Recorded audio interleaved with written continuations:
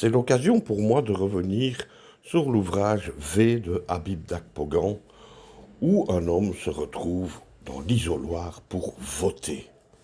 Au vu de la situation électorale au Bénin, je pense que c'était le moment opportun d'en parler à nouveau.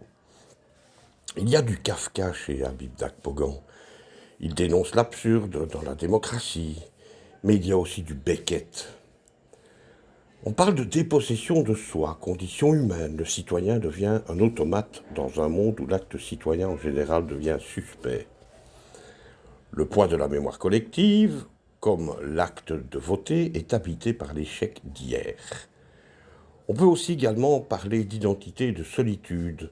Voter sans pouvoir réel, c'est un peu valider sa propre impuissance. Un vide abyssal entoure ce geste accompagné d'un questionnement sans réponse.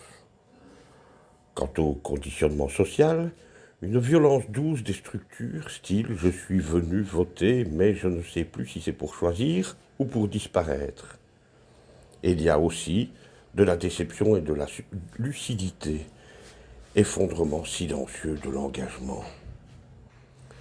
C'est un peu une révolte contre les hommes politiques. C'est plus profond car d'un geste découle une multitude d'autres.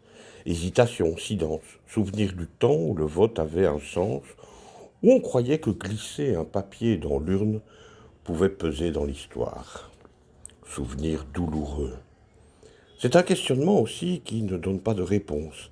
L'électeur est acteur, témoin, victime et complice. En fait, ce n'est pas le bulletin de vote qui l'interroge, mais lui-même.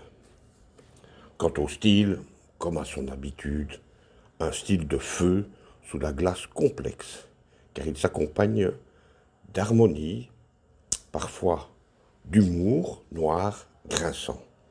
Un scalpel dans un gant de velours, tout en laissant au lecteur d'y voir ce qu'ils ont envie d'y voir. C'est fin, précis et ouvert. Alors, c'est l'occasion pour vous peut-être d'en apprendre davantage sur les pensées non pas de Pascal, mais les pensées d'Habib Dakpogan. À bientôt.